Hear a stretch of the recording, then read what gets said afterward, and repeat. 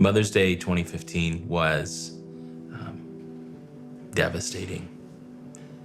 It was a moment where Just one more year. one more year, one more year of infertility, one more year of One more reminder that, I wasn't a mom and we didn't have kids. I remember being at Rancho that day, hosting and giving away flowers to the oldest mom in the room.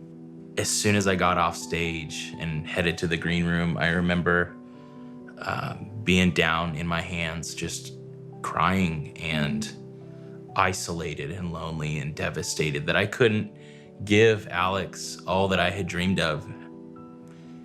And that was a family.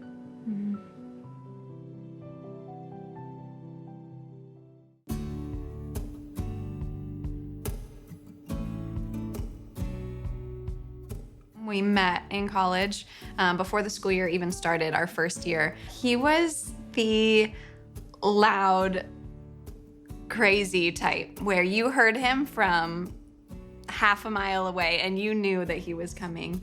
For her, it was like, oh, that's totally never gonna be a guy that I would ever date or marry, or so why would I spend a ton of time with him? Not And so interested. I remember sophomore year, Yeah. we had been friends for a while, but I kind of just said to myself, I was like, I'm just gonna go see if she'd want to have lunch or coffee with me. And I thought it was just coffee, and then all of a sudden, 4 hours later, our conversation was still going on, and we couldn't believe we just couldn't stop talking. And and it wasn't me talking the whole time. We were soon married, about a year after I graduated. I wanted to fulfill kind of some dreams and some visions that I had as a kid. I remember being younger and playing catch with my dad and telling him, Dad, I can't wait to do what you do. And he looks at me and he's like, well, you want my job? And I'm like, no, I want to be a dad. Like 10 years old. That's what I wanted to do. I craved, it was in me. I want to be a father. I want to nurture and I want to provide and I want to protect. People grow up wanting to have certain careers. My career that I really wanted, I wanted to be a mom, and then it didn't happen. And we thought, well, that's fine. It'll only be 6 months. It'll only be a year. It'll only be a year and a half. And then it'll only be 2 years. And honestly, there were these moments where we were like, God, if you're so good, why do you keep us from what is good? I'd be sitting in the kitchen crying, like almost to the point I had to turn the oven off and stop cooking. And I just kind of sat on the floor, just bawling my eyes out. And I remember I would send her pictures of me being in tears while she was working. And she would do the same. Literally, I don't think I've ever been more hurt and depressed in my whole life. And it was so hard to see that there was a purpose in it.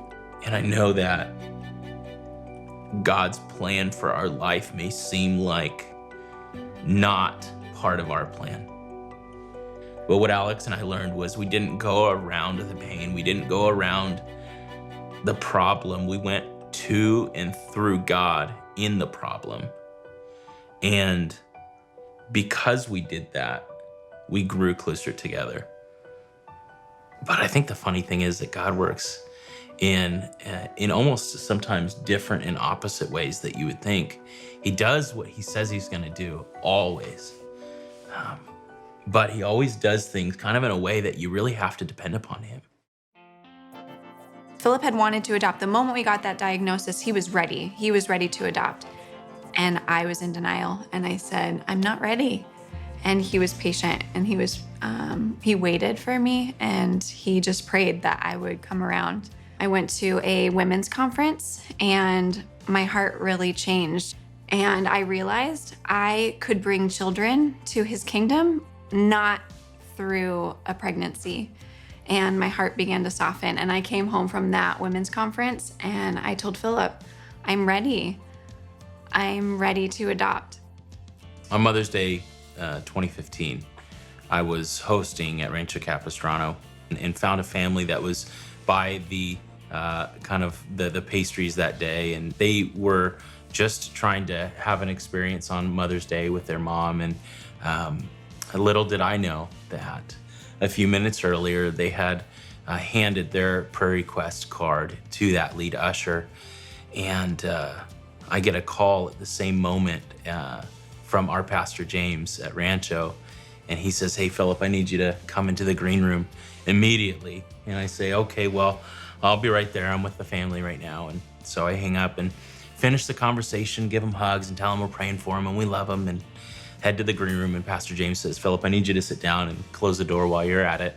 And so he hands me the prayer request card, and it says, "We're 37 and a half weeks pregnant and looking for a family to adopt." And I, at that moment, looked at him in shock and said, "Are you kidding me? Is this real?" He goes, "It's absolutely real. By the way, it's the family that you were just loving on the patio." My walls were actually really up at that point because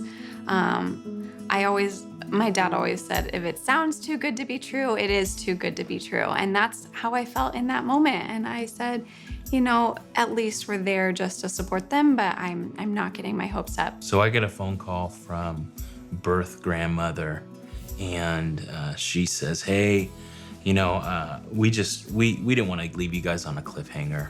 We just wanted you guys to know what we thought and how it went." She tells Philip that we pick you, that we want you guys to be the parents. And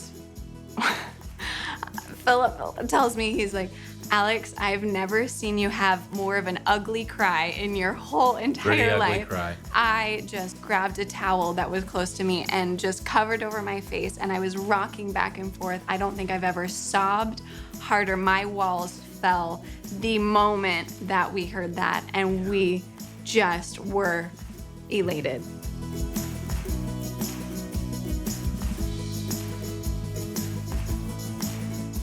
From then, it was just a whirlwind. It was the biggest adrenaline rush. You felt like you were on a roller coaster, stomach dropping constantly for the next week and a half. We spent every moment since with our precious baby daughter, Kinsley Grace.